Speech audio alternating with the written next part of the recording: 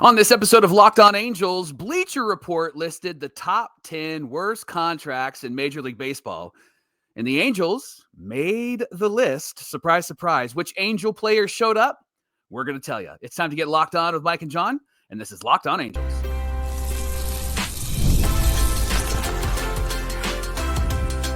You are Locked On Angels, your daily Los Angeles Angels podcast. Part of the Locked On Podcast Network, your team every day. Thanks for making Locked On Angels your first listen of the day. You can find us anywhere you get your podcast, including Apple Podcasts, Spotify, and SiriusXM by searching Locked On Angels. And if you'd like to give back to the Super Halo Bros for all the Super Halo content, here's some things that you can do.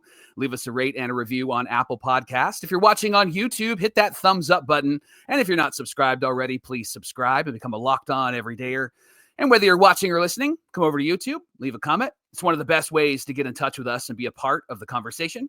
And this episode of Locked On Angels is brought to you by FanDuel. New customers can place a $5 bet, and you're going to get started with $150 in bonus bets if your first $5 bet wins. Visit FanDuel.com to get started. So glad that you're with me here on Locked On Angels. My name is Mike. Normally, my brother John is with me. We are the Super Halo Bros. So if you are new to Locked On Angels, there's two of us normally here, but today it's just me. John announced earlier this week that he and his wife are expecting a baby, and right now they are close to having a real-life baby in their hands very, very soon. So we are excited for them. Can't wait for little Artie Michael Frisch to show up. No, he's not going to name the baby Artie Michael. Wouldn't that be funny, though? John secretly loves Artie, but he's been talking smack about Artie all these years. No, it's going to be an incredible thing for them. Super excited for them. And so we don't know when he will be back, but when he comes back, he's going to have some great stories to tell about being a brand new dad. And I'm excited to hear that. Until then, you get me, and John and I have been fans of the Angels for as long as we can remember. And we've been the host of Locked On Angels for over 3 years now. We're going to enter our fourth season at Locked On Angels in 2025. We're excited for that. Just a reminder, a programming note, that the week of December 15th, we're going to drop down to 3 episodes a week. We'll have some content in between, some quick hits in between. But until then, we're here 5 days a week. Then December 15th, we'll drop down to just 3 days a week. And then we'll be back right before spring training, back to 5 days a week. And you can always find us on social media in between those episodes when we're not here. Talk with us, interact with us, and any comments that are left on YouTube, we will always follow up with that. So here's what we're going to do today. Bleacher Report. They just released a list of the top 10 worst contracts in Major League Baseball. And the Angels, they made the list. Now, there are 2 names on that list. One is on the list. The other one is an honorable mention. So let's get started with who the honorable or maybe dishonorable mention is. And that is Anthony Rendon. Didn't even make the top 10. And the reasoning by Bleacher Report in why he's not in the top 10 is because of the length of his contract. Rendon only has 2 years remaining. And so they said that there is light at the end of the tunnel for the Halos with this contract. Now, 2 years and $77.1 million remaining on this contract. And that's why they did not put him in the top 10, because the amount of time that's left is kind of a relief and exciting for the Angels organization. Now, just a reminder, this is a guy, Anthony Rendon, who hasn't played more than 58 games in a single season for the Halos. The only season where he played the most games of the entire games that he could have played was in the COVID year in 2020. He played 52 out of 60 games. Now, here's what's so remarkable about that year. That was the year after the Nats won the World Series, and Anthony Rendon was on that team, and the Angels signed him to that long-term deal. He finished 10th in 2020. Anthony Rendon did. He finished 10th in the MVP voting. Isn't it just remarkable? And doesn't it seem so odd that Anthony Rendon was even in the MVP voting, just as little as 4 to 5 years ago, because of what we've seen the last few years. Now, he had a really good slash line in those 52 games that season. 286 batting average, 418 on base percentage, 497 slugging percentage, and get this, a 915 OPS plus. And that was actually just an OPS. He had an OPS plus of 150. So let me just say that again. 915 OPS and an OPS plus of 150. So those are remarkable numbers. 9 home runs and 31 RBIs. Wouldn't we love to have that Anthony Rendon back? Wouldn't it be great to have that guy at third base? We wouldn't even be talking about making a trade for Alec Boehm, or we wouldn't be talking about putting Rengifo over there, or even, as we talked about on yesterday's show, possibly trading for Nolan Arenado, right? Like, we wouldn't even be talking about that because of how he would be playing. That slash line is remarkable. Now, obviously, since then, a lot of injuries, hasn't played in 60 games since. Because of those injuries, there's been a fight. He broke his wrist. He had a fractured leg. He had hamstring issues. I mean, the list, it goes on and on and on. And I get why Bleacher Report isn't saying that this isn't the worst contract because of the time. And they are focusing on right now. And for the record, love Bleacher Report. John and I have been on Bleacher Report multiple times to talk about the Angels, and we appreciate the work that they do.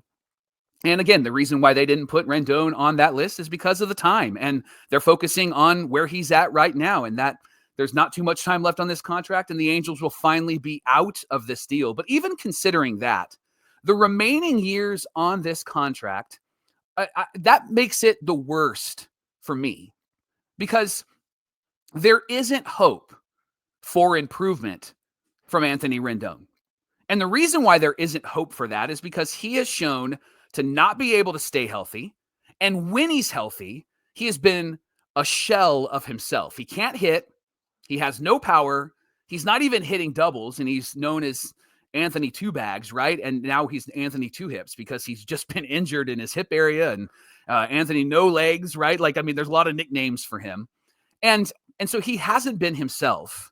And it's why I just don't think that he should be excluded from this list, and why I think that out of all the contracts, his contract is the worst, especially for the Angels, because I can't see him getting better. Now, John and I both felt that having him in the lineup in 2023 was a benefit, and the numbers did back that up. He impacted the lineup in a positive way. The team was much better at getting on base when he was in there. The team was much better at the strike zone with their batter's eye when he was in there. And the team was much better hitting when he was in there. But all of that changed in 2024. And the numbers back that up. The numbers say that with Rendon in this lineup, this team isn't good. The numbers say that they struggled with him in this lineup. The numbers also say that Anthony Rendon struggled being in this lineup. Like, it was not good for him this last season. And that's why I'm really convinced that this is the worst of all of the Angel contracts, and really the worst of all baseball contracts. I know as we look at other teams, we can make arguments for other players, but quite honestly, Anthony Rendon's contract is just a giant brick on the hearts of this Angel organization. Now, we did talk about Rendon yesterday, as mentioned, and when we were discussing the potential of a Nolan Arenado trade. And both John and I felt like that was not a trade that the Angels should do.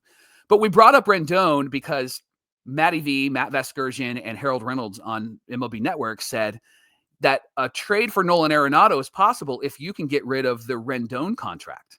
And I'm convinced that Rendon is untradeable, that you're not going to get rid of that contract for all of the reasons that I mentioned. He can't play, he can't prove himself, all of those things. He isn't someone you can count on. He really is someone that needs to earn his spot. And I think the Angels need to have him prove himself in earning his spot. Now, when we said that on yesterday's show, we had a few everydayers that did make some comments and had some responses to that, at Steve G9941 on YouTube said, gentlemen, nice stream. However, I 1,000% disagree on your take that Rendon isn't tradable.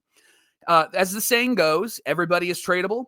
Rendon and a prospect would move Rendon. If Dipoto can trade Robinson Cano, PM, GM can trade Anthony Rendon. Now, I appreciate that from Steve, but we did respond to that on YouTube. And one of the things that we responded with was this in regards to Cano. Robinson Cano was coming off a run with Seattle where he hit 296, a 353 batting average, and a 472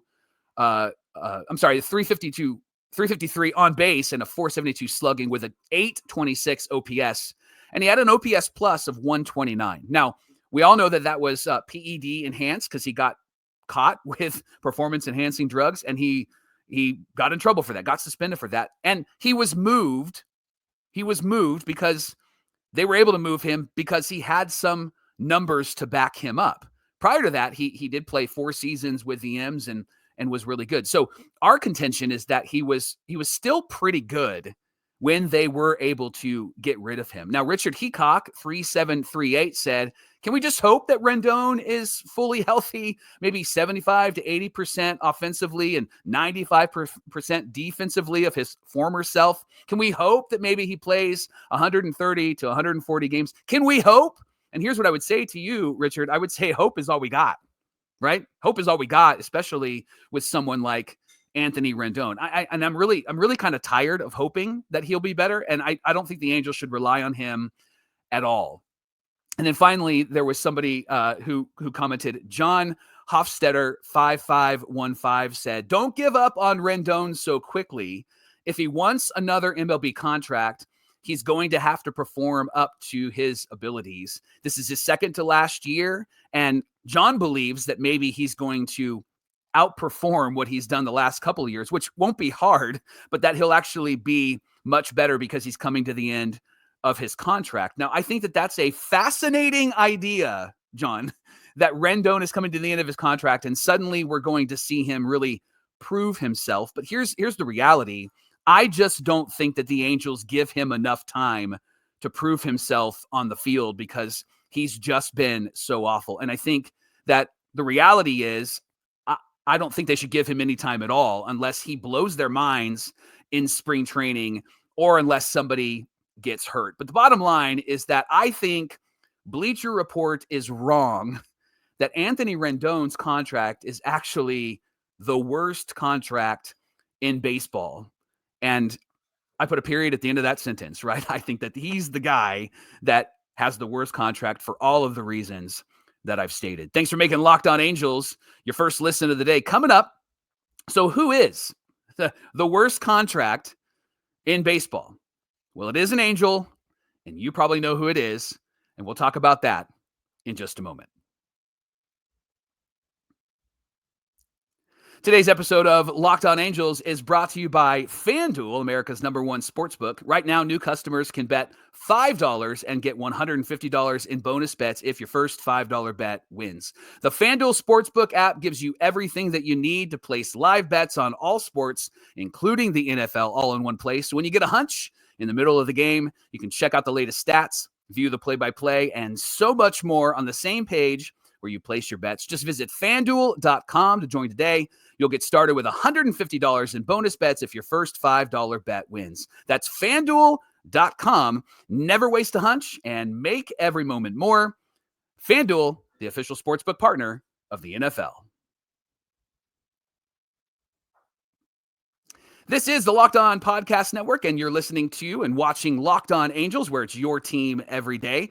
And we're talking about the worst contracts in baseball right now entering into 2025. Bleacher Report released a list. There's a lot of names on that list, a lot of names that you'll probably recognize around baseball. Andrew Benintendi is on there, amongst other names. And so you should check out that article. Really great article. But they said that there is a contract on the Angels that is the worst in baseball right now. And it's not Anthony Rendon. You probably know who they mentioned. And who they mentioned got me fired up. They were fighting words, right? So you probably know that Bleacher Report said that Mike Trout and his contract is the worst in baseball. Now, let me talk about his contract for a moment. Here's what's remaining on his contract. He has the years 2025 to 2030 still remaining on his contract. And each year, he's making $37.2 million for a total amount of money in those remaining 6 years, including 2025. He's going to be making $223 million. And that's a lot of money. That's a whole lot of money. $37.2 million over the next 6 years. Now, here's what Bleacher Report said about Mike Trout. They said if Mike Trout retired tomorrow, he would be a first ballot Hall of Famer in 5 years, which I completely agree with. The 33-year-old Mike Trout is an 11-time All-Star, a 3-time MVP winner, and he was on an all-time great trajectory over the first 10 seasons of his career when he piled up a, get this, 74.3 WAR.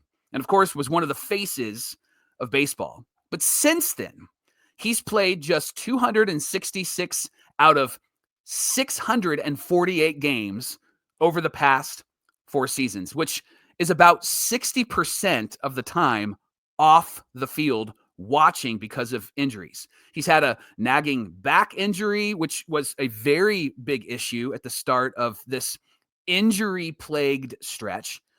He also had the torn meniscus in his left knee, and then he had a second tear in that same knee later on last season, was only able to play just 29 games in 2024. So that's where he's been. Now, they say something, and I'll make a comment about it in just a minute, but they said something that I thought was interesting.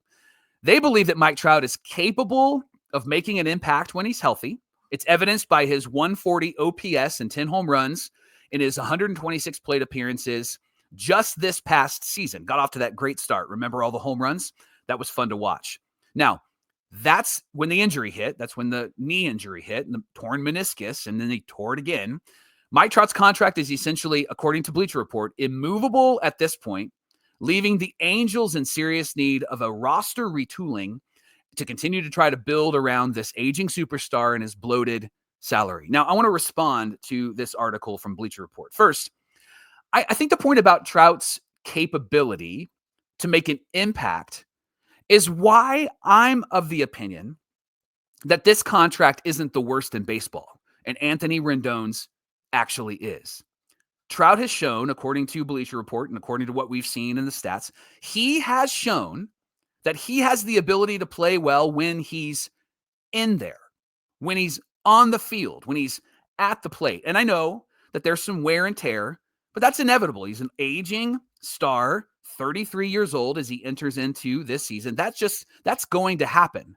But the thing that we got a glimpse of last year and have seen over the last couple of years is that Mike Trout still has an effective bat, and Mike Trout still has a whole lot of power, and he's somebody that is a threat in the lineup. And just watch what happens at the start of 2025. You and I both know, everydayers, you know this, that Trout is going to get off to probably a pretty good start. Maybe not be hot at first, but then we'll start to get hot. Last year, he had 10 home runs in those first 129 at bats. So in those 29 games, right? Like, so he got off to a pretty hot start. And then suddenly, you know what's going to happen? The narrative is going to change. And the narrative is going to go from, oh, he's the worst contract in baseball, to suddenly people are going to say, oh, you got to get him off that team.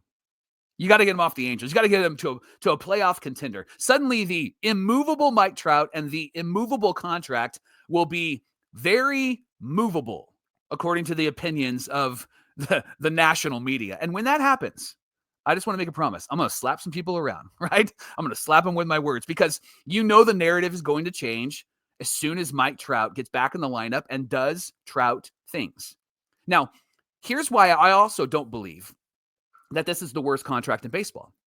Mike Trout's injuries haven't been chronic injuries.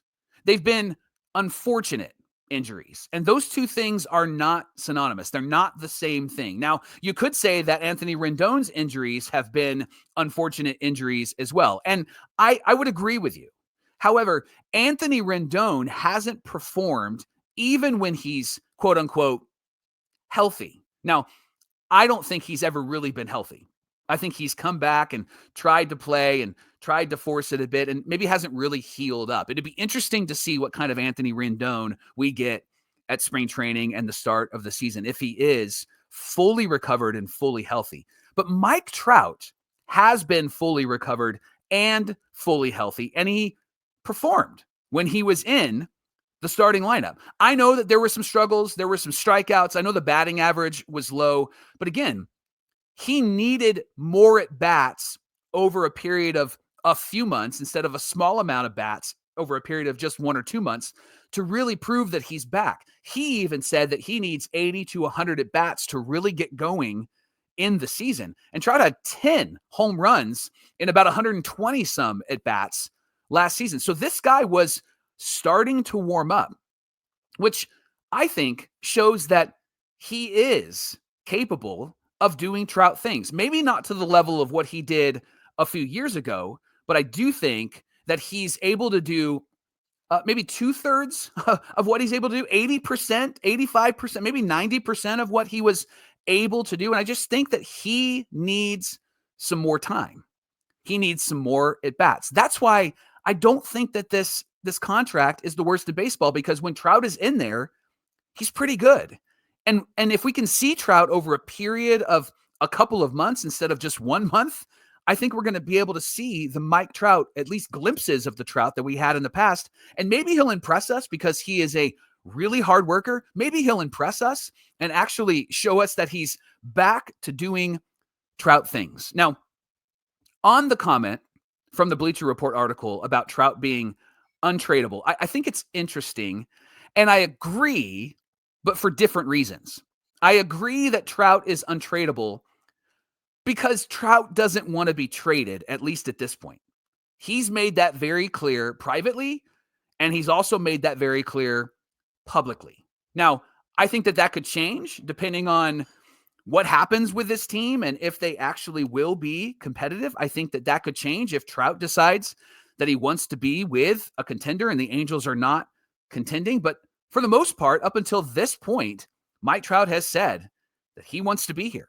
And I think the Halos really need to prove that they are doing something to compete. And I'm convinced that they are moving in that direction because of a few things. One, the young core. The young core is impressive. The young core has a year under their belt. The young core is an example that the Angels are doing things differently, and they're trying to build a competitive team, not like they used to. This is a new way forward, which I love that the Angels are doing. I also think that the Angels are trying to be competitive with some of the moves that they've made. I know they're not super impressive, maybe outside of Yusei Kikuchi, but some people would probably even argue that that's not an impressive move. I do think that they also need to add more. But up until this point, I think that they have added to this team in a really helpful, really quality sort of way. They've added to the bottom end of this team. I think Kikuchi is more top end. I do think they should add another arm. I know that there's conversations maybe about another bat. I think the arm should be the priority. And then I also think that this Halo team needs to have a full and strong Mike Trout to move forward, right? Like I think that's what they need to really be impressive. And if they can get that, then I think that this will be a really competitive team. I know that Mike Trout feels the weight of not being on the field. I think it's one of the reasons why he keeps saying, I want to be here. It's one of the reasons why he keeps saying, I want to win here. And it's probably one of the reasons why he has not requested or demanded a trade. Because quite honestly, the dude hasn't been on the field. And this team losing falls on him as the star because he hasn't been on the field. If he's been on the field and he's been playing 140 to 150 games and he's done Mike Trout things, then I think that maybe perhaps the narrative would change. I would argue with myself on the loyalty aspect there because I think Trout really is a loyal guy and wants to really do something significant here. but he hasn't been on the field. And so a lot of this is on him. And I think that Mike Trout carries the weight of that. I think that Mike Trout feels that. And so all of those reasons are the reasons why I just don't believe that Mike Trout's contract is the worst in baseball, because when he plays, he's actually pretty good. And he's also somebody that will perform and makes the team better. On the contrary, that is not the story with Anthony Rendon.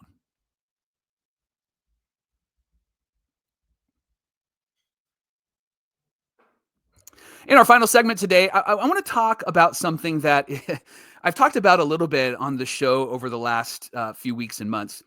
But I want to talk a little bit about the narrative that the Angels have and the narrative that the national media has towards the Angels. Like there is a different narrative.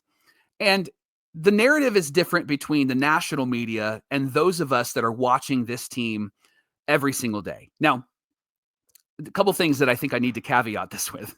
I get that those of us that are close to this team and are actually fans of this team, that we're a bit biased. I get that. So I'm gonna throw that out there right now. I get that I'm biased because I've been a fan of this team since I was a kid, since I was born. So I know that plays into my perspective when it comes to talking about this team. However, I just think that the national media is really showing their true colors when it comes to talking about the Angels specifically. Because the national media will say things like, what are the Angels doing? I don't understand. Doesn't seem like they have a plan. Doesn't seem like they have a strategy. Doesn't seem like they know what steps they want to take. It just feels like they're throwing things against the wall to see what sticks. And I disagree with that. And here's why I disagree with that. Because if you look at this team closely, they do have a strategy. And here's the strategy. Few layers to it. First piece of the strategy is they are now really focused on their players developing in their system to make an impact for this team. We talked about the young players just the last segment, and one of the reasons why I'm excited about this team and one of the reasons why I think Mike Trout will be excited about this team in 2025. The Zach Nettos and the Logan O'Hoppes and the Nolan Shawnuels are exciting players to watch, and I think that they're going to be better this season than they were last season. I also am really excited about Christian Moore. I think that they have a great young core that will come up and make an impact. I think in the bullpen, they have a great young core that will come up and make an impact. And for the first time in what feels like forever, they have young starting pitching that we can be excited about. They're controllable and they're pretty good.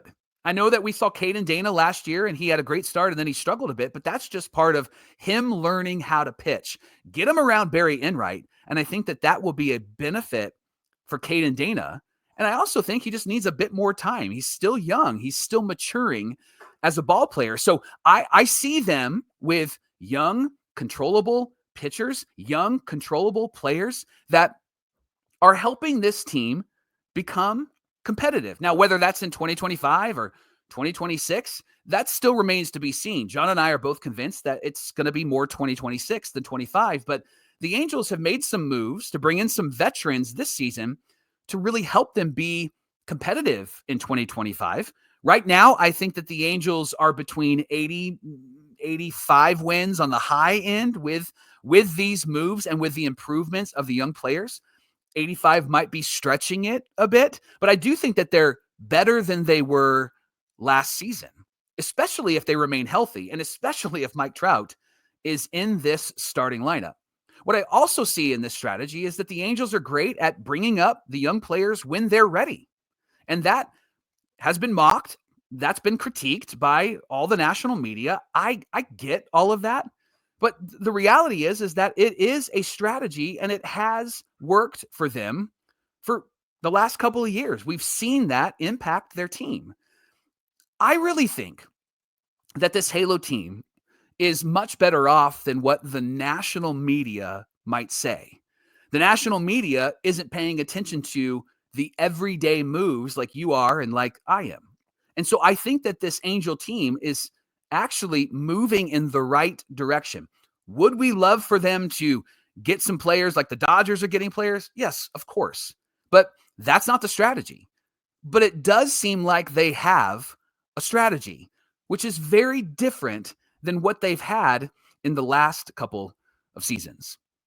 Thanks for making Locked On Angels your first listen of the day. Now for your second listen, you can check out Locked On MLB. Our friend Sully is going to bring you a daily blend of humor and baseball, and he's going to keep you updated on every rumor and every story throughout the offseason. You can find his show on YouTube or wherever you listen to podcasts. You can also follow us on social media at Locked On Angels on Instagram, on Twitter, and at Super Halo Brothers on Twitter and Instagram. We would love to interact with you there, and we would love to interact with you in the comments on YouTube. And one of the things that you can do for us is that you can share your questions, some of the things that you're thinking about, or responses to this episode or other episodes this week, because tomorrow on Locked On Angels is Fan Mail Friday. So get your questions into us. We would love to hear from you. What's on your mind? What are you thinking about? Fan Mail Friday is going to happen tomorrow on Locked On Angels. Thanks for being here today. Thanks for making us your first listen of the day. I'm looking forward to hanging with you tomorrow. I don't know where John will be, but we're not going to rush him because he's going to be a brand new dad, and you know that that's way more important than being here for us right now. And so we'll find out what's happening with John. I'll give you an update. It might be me and John tomorrow. It might just be me, but we'll talk about that tomorrow on Locked On Angels. In the meantime, thanks for joining us, and we'll see you tomorrow for Fan Mail Friday.